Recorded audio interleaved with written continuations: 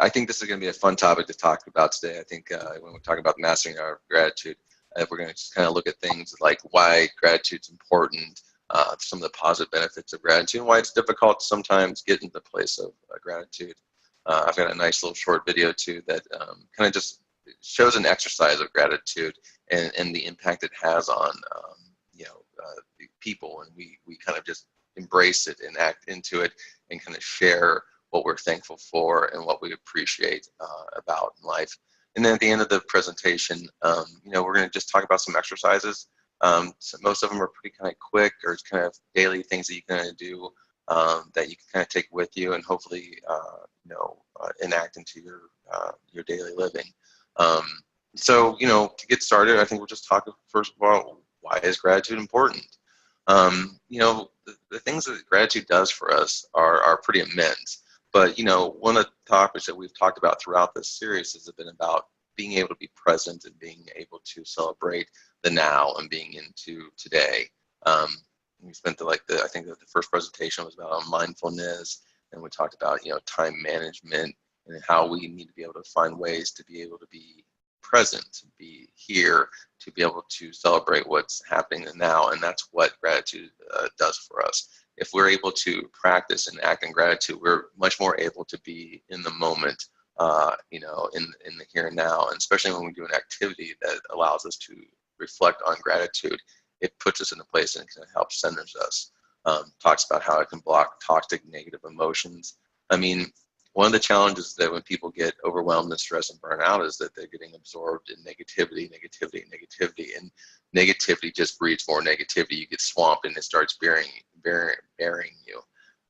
And so when we talk about gratitude and reflecting on gratitude, gratitude's a way to kind of dig out of negativity, or if you're not in a negative place, be able to elevate your already positive place and be able to be more serene and more positive and more connected. And more whole to, I think, whatever the kind of the spiritual journey that we individually are trying to embark on through our life.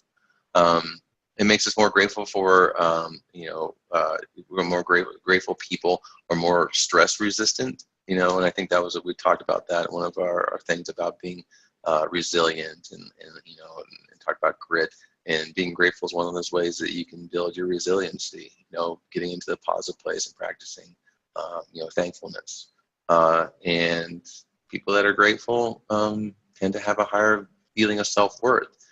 I mean, I think that makes sense. I mean, if we are embracing what we appreciate and what we have and what we enjoy about our lives, we tend to think more positively about the life that we're living.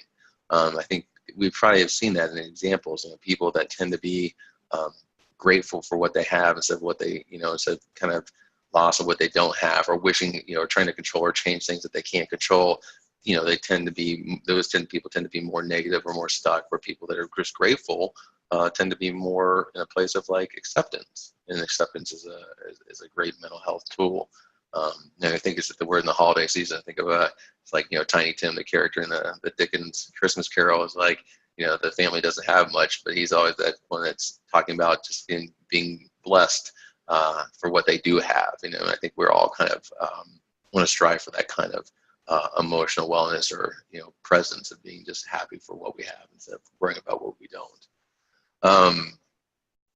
So let's talk about why gratitude's sometimes hard to achieve.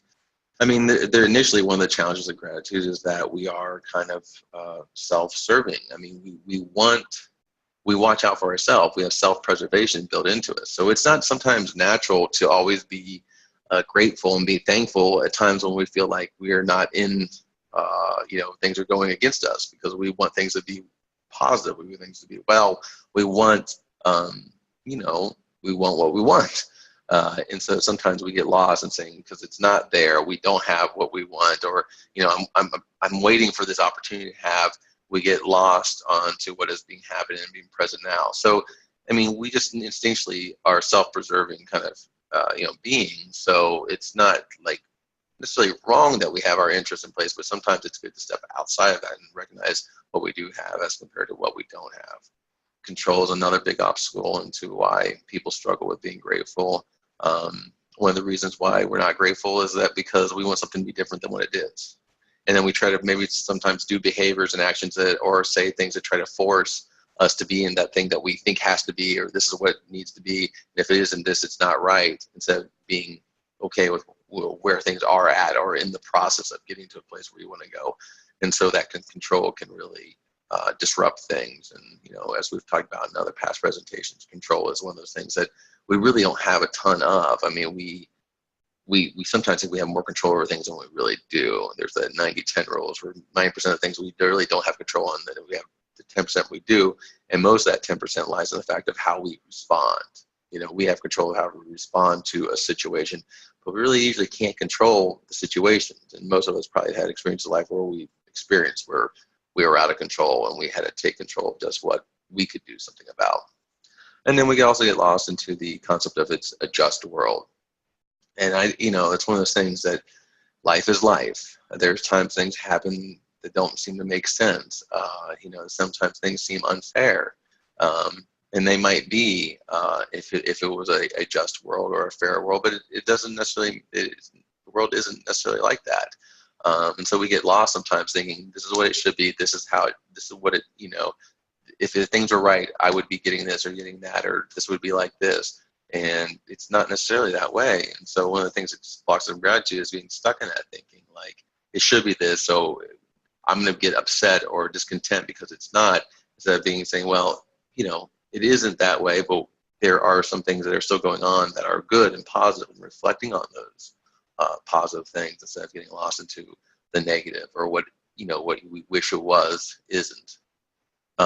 So that's some of the, like, those three barriers are really big challenges to why we struggle with gratitude. And I think, you know, any time of us where we've not been in a good place of gratitude, or we've been negative or swamped with negative emotions, we could probably reflect back and see ourselves stuck in one of those three areas. And one way to dig out of it is to try to change perspective and look towards what is positive about what's going on. Gratitude has kind of endless benefits. I mean, we'll focus first on the physical benefits. Helps build a stronger immune system. You know, you get less bothered by aches and pains. You know, that's, you know, I think we all know the body-brain connection. You know, if I'm focused on negative thinking and negative stuff that's kind of going around me, or negative, you know, garbage, or, you know, I know we get immersed in like social media, where we get a lot of, like, you know, people always pointing out flaws and stuff like that. Oh, that negativity not only gets stuck in our head and we feel bad, but when we're feeling negative, it obviously has a negative impact on our physical body. So we feel the aches and pains and, you know, our struggles physically more when we're in a negative place. So, you know, when we're grateful, those things tend to disappear. And I know that most of you probably have experienced that. I know that I'm in a positive place. I may be sore from soccer, but if I'm doing something that I'm really happy about, I don't get bothered by it. I mean, I get engaged with the energy from doing something positive. Lowers blood pressure. You know, you're more likely to exercise more if you're grateful, and you tend to have better sleep, which is, I think, a critical thing for most people. We struggle with that. So, you know, the more grateful, the more positive people tend to have more easy sleep. I mean, one of the things is if we're not in a grateful place and we're thinking about all the things that aren't right or what we need to do, or not being in the present, that can disrupt our ability to calm down and fall asleep. So a way to challenge that is to, you know, do activities of gratitude to calm ourselves and be able to be more peaceful to fall asleep. And we'll talk about some of those exercises later, you know, like talking about gratitude lists or gratitude journals and things like that. Next, we'll talk about the psychological benefits. We have higher levels of positive emotion, tend to be more alert, alive, and awake, present. You know, we're more joyful. There's a lot more pleasure in life. The things that, you know, we make things that are good better, you know, so that's a big benefit from having that positive thinking, is that if you have something that you like, if you start getting into a positive mindset, you know, above what, you know, you might already be at, you're going to make things that you already enjoy better, you know, and maybe rediscover things or find new things about things you've already enjoyed and make them even more valuable, or maybe even experience something that you didn't initially like, and then with a different perspective, we're able to find positives from it. And we tend to become more optimistic and just have more happiness. I mean, and that to me is one of the big challenges, and hopefully one of the big goals we've talked about throughout this whole series with mindfulness and meditation, allowing yourself to be vulnerable, you know, talking about those things, is to be able to create a more optimistic, happier world for yourself, you know. again, we're going back to that control. I mean, that's what we can control it ourselves. So how can we create a peaceful internal, world for us, even if we're struggling with some of the external or exterior challenges that are going on. And finally, the last kind of arena we can talk about with gratitude benefits is the social arena. People that are more positive, more grateful, tend to be more helpful and generous and compassionate. Tend to be people who kind of get out there, kind of volunteer. And as the last one, feel less lonely, less isolated. If you're willing to be more helpful, more generous, more compassionate, you tend to be more out there. And when you're more out there, you're more around more people, and you feel less isolated, less lonely. You challenge some of those dimensions that we get, negative dimensions that we get lost in by just being more grateful. We become more forgiving, which I think is a really powerful thing. And there's a lot of reading out there about forgiveness and the power and the benefits of forgiveness.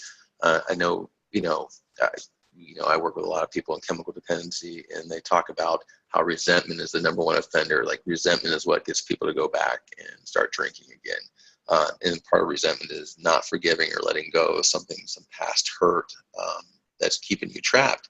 And that's one of the challenges of not learning how to forgive, is if you get stuck in resentment, it's like it's the poison pill I'm taking, hoping you're having a negative effect from it. And learning how to forgive is being able to stop, poisoning self with those unhealthy thoughts. I remember once I read some exercise I was doing with a group, and they came upon this reading when talking to a Jewish person that had survived the concentration camps of the Nazi occupation. And they talked about, that they were there and they were a survivor, and this person interviewing him said, you must be really angry at the Nazis for what they did, and how they devastated your well-being. His family had been murdered in that situation. And he said, no, I'm not angry at them. And he's like, I cannot be angry. I said, I've had to learn how to forgive, because if I didn't learn how to forgive, they would still be winning. And I thought that was really powerful, statement that I read. The thing is, if I don't learn how to forgive, I'm letting whatever that negativity or that bad experience continue to win and dominate, my thinking, and inevitably affecting my life. The next thing we'll talk about is just a little bit of research around gratitude. This comes from Umass-Dartmouth. It says people who keep gratitude journals on a weekly basis have been found to exercise more regularly, have fewer physical symptoms, feel better about their lives as a whole, feel more optimistic about their upcoming week, as compared to those who keep journals recording the stressors or neutral events of their lives. So the more you focus on the positive, the more you're just more willing and more excited to move forward, and as compared to if you're reflecting on negatives. And then talk about daily discussion of gratitude results in higher reported levels of alertness, enthusiasm, determination, attentiveness, energy, and sleep duration and quality. Grateful people also report lower levels of depression, stress, although they do not deny or ignore the negative aspects of life. So the idea is, like, life happens, and there's times that we, bad things there, and we might feel, whatever the emotion is, a negative or bad emotion. But the reality of it is, I have the power within me to be able to always change and spin that perspective into a more positive and more enlightening and grateful place. So while the things happen, I can change and empower myself to put a different perspective on it. And if I do that, I will gain, wellness from that, and you'll probably gain, serenity and peace, and outside of just, and also physical benefits from doing so.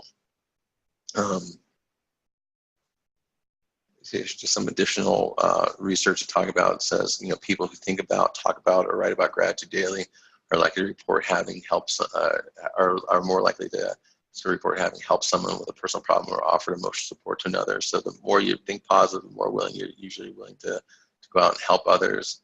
Those with a disposition towards gratitude are found to place less importance on material goods, and are less likely to judge their own or others' success in terms of possessions accumulated, less envious of wealthy people, and are more likely to share their possessions with others. Just tend to be more giving and less concerned about things and more about relationships and experience with people. And emerging research suggests that daily gratitude practices may have some preventative benefits for warding off coronary artery disease. So there's a lot of information out there that says just getting into a routine or practice of gratitude will go a long way for a multitude of different benefits in your life, from social to physical to emotional. So I'm going to show a video next. It is a little longer, it's probably about 7 minutes, but I think it's a really great video that it just demonstrates the power of gratitude. And so I'm going to have you kind of watch this, and hopefully you'll experience the same sort of kind of impact I had. I know when I initially kind of experienced this. Let's see if I can get it going. Shut up. What? Wait. Oh, he's gonna be so embarrassed.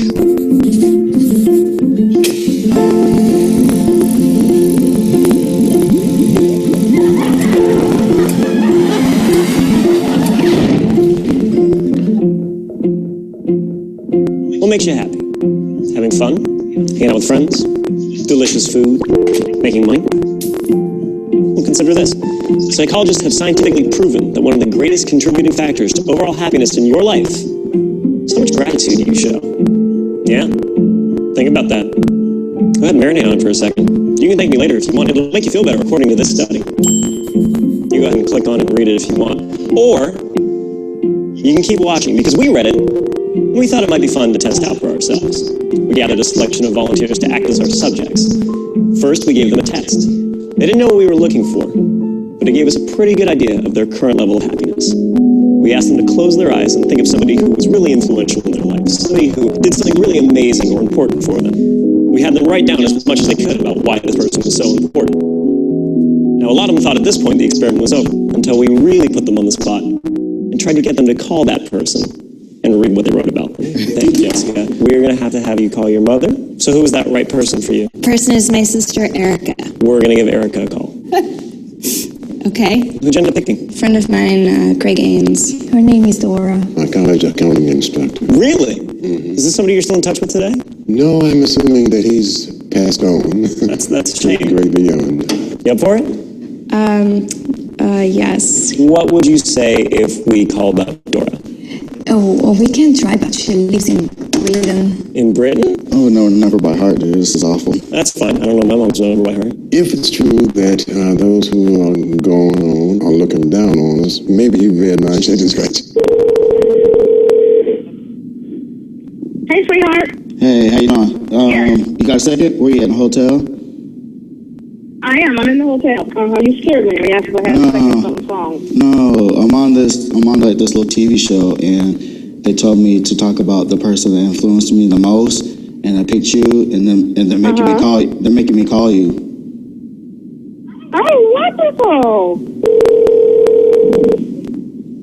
Hi, you reached Craig. I'm not here right now. At the tone, please record your message. No, come on.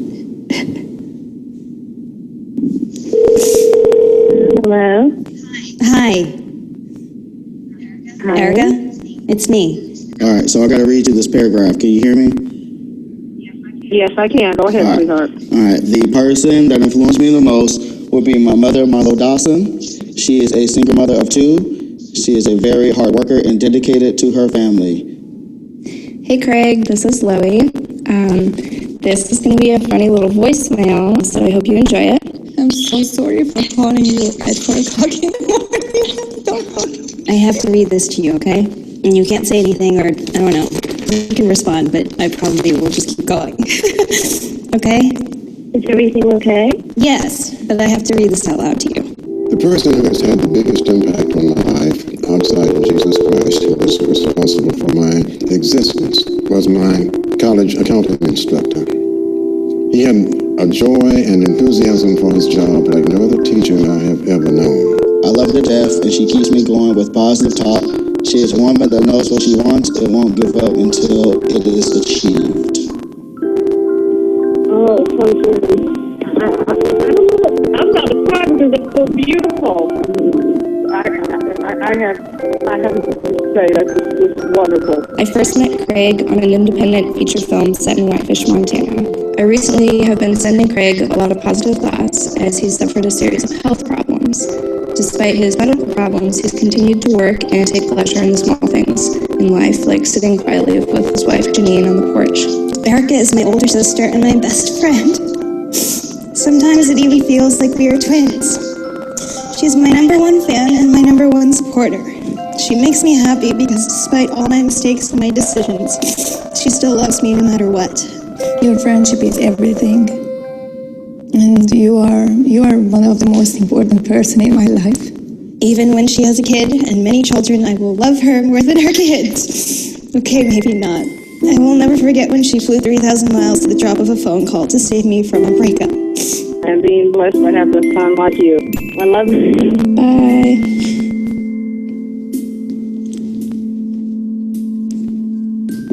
Why did you do that? I don't know, because they made me do it. Thank you for picking up. Bye, sweetie. And then they're like, here, you're going to write this letter. And then I wrote like this whole long ass letter, which, you know, I like don't write. And then all of a sudden they're like, hey, guess what? Now we're going to call her and you're going to read her this letter. And I was like, what the?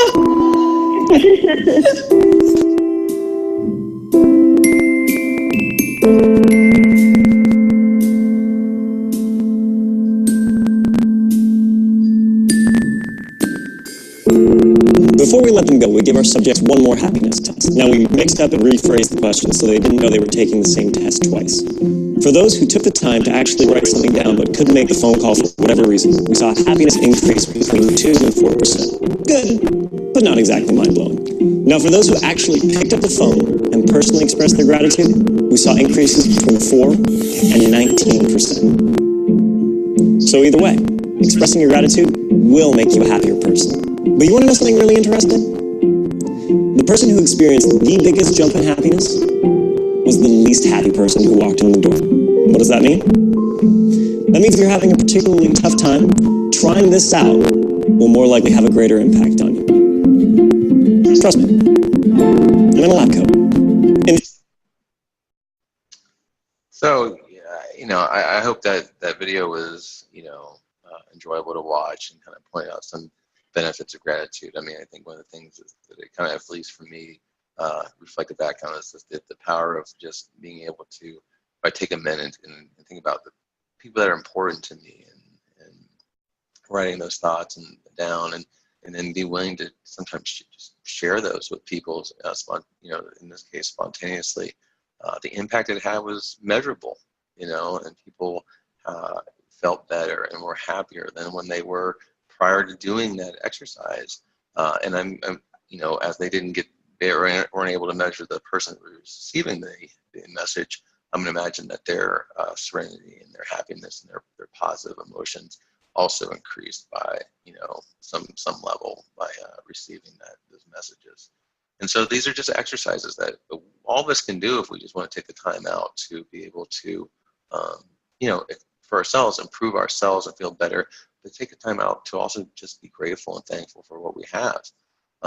There's several different exercises that we can explore, and I'm going to take some time for the last little bit of the session to kind of just go over some of the exercises and have some things that hopefully you can consider trying and applying.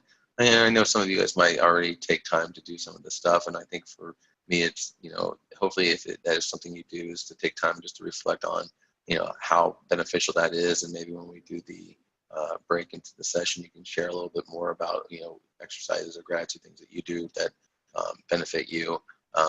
But if you don't, maybe there's some just new thoughts. So I'm going to just start, you know, share some of these exercises, go through that, and then once that's done, we'll kind of open up the thing. I think we're going to just handful more slides to kind of go through some exercises.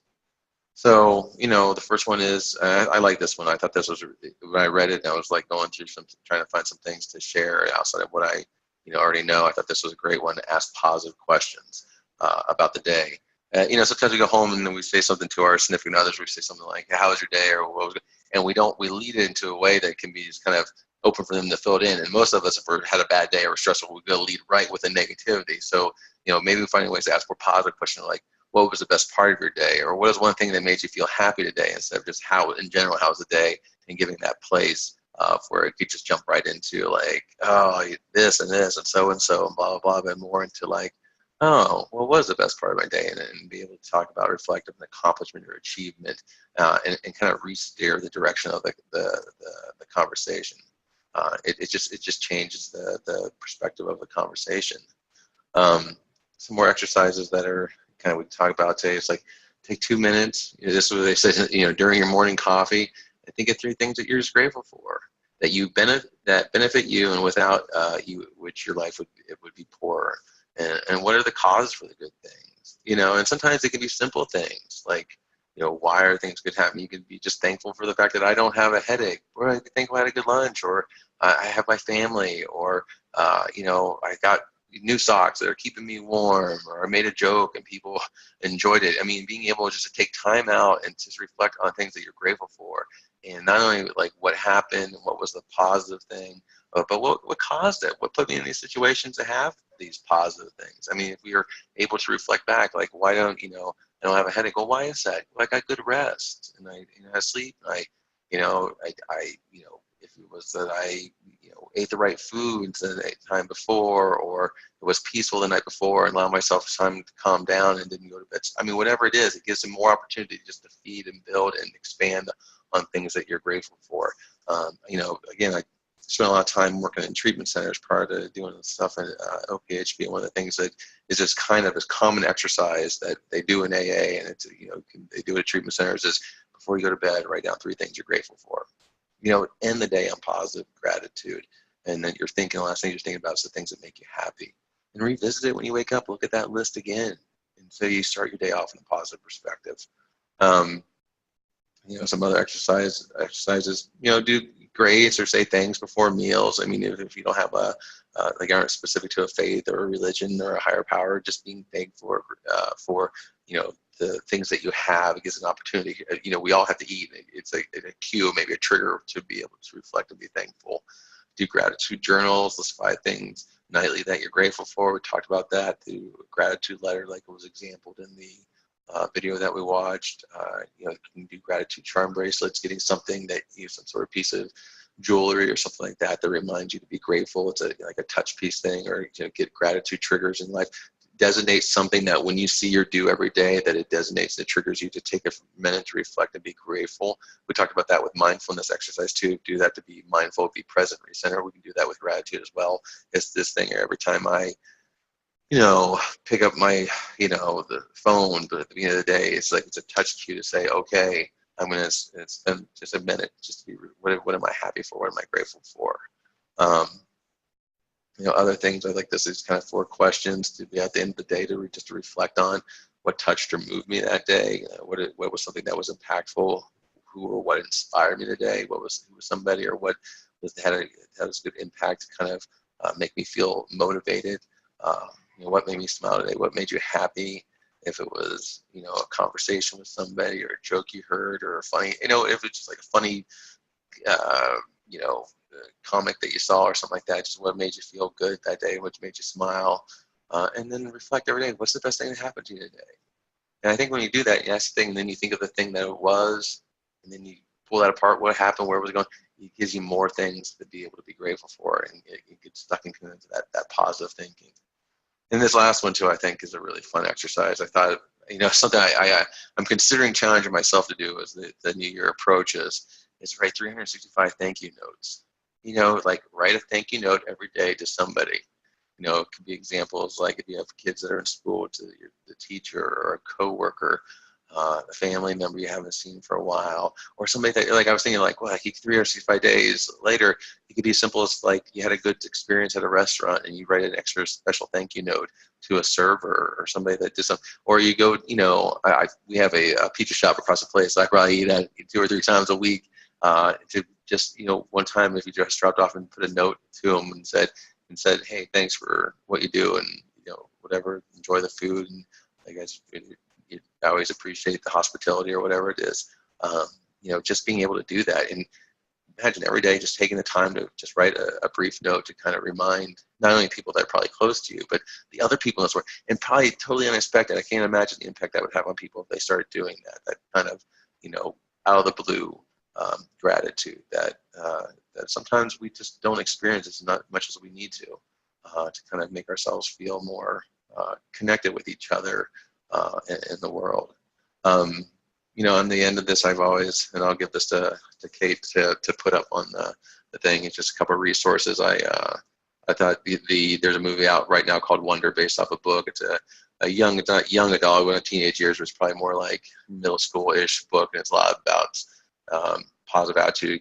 Some of you guys may have already read the book or seen the movie. The kid with has a deformity and talks about his challenges and the way to be grateful for it. There's a couple of journals and gratitude books about that. I thought they were good, maybe reflection tools, and then there's some apps available and some other videos that you could watch. So I'll give those to Kate to post. So you know, I want to just say, you know, I've been on this journey with you guys for this last year, and it's been really fun. I've enjoyed every session. I hope it's been beneficial in one way or the other for having this experience, and I thank OAFP for having me be part of this. So anyhow, I think we'll open up, and if anybody wants to share anything, great, and then we'll kind of go from there.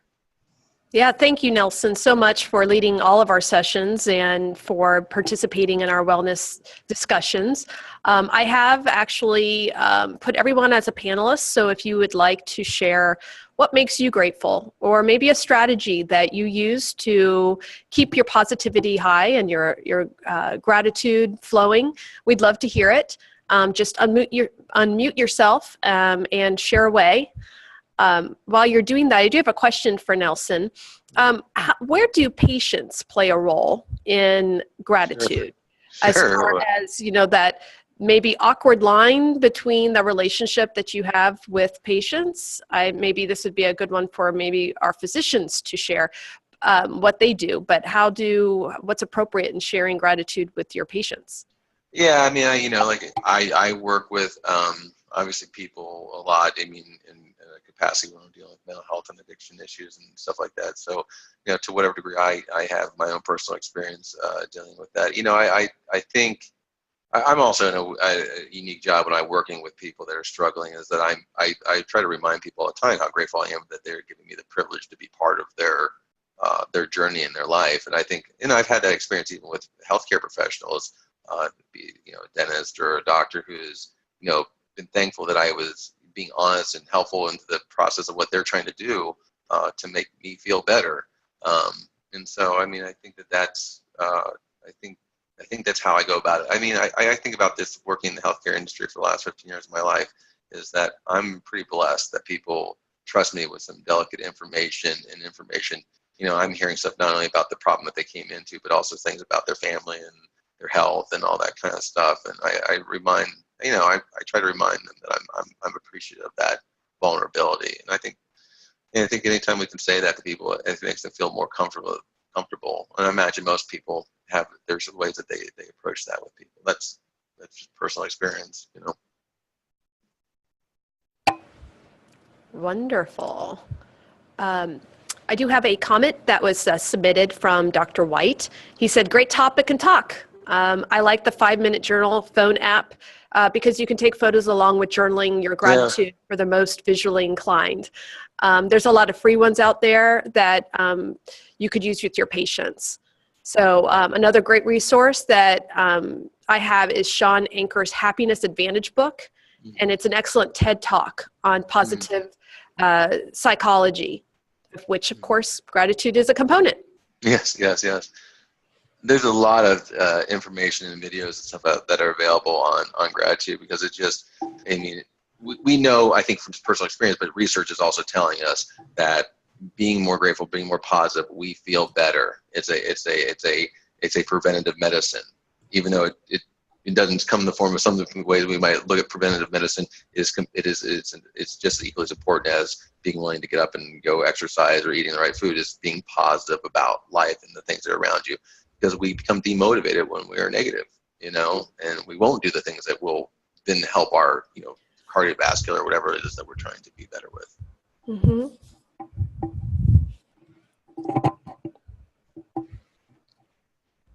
Do we have any other comments? Dr. Caceres?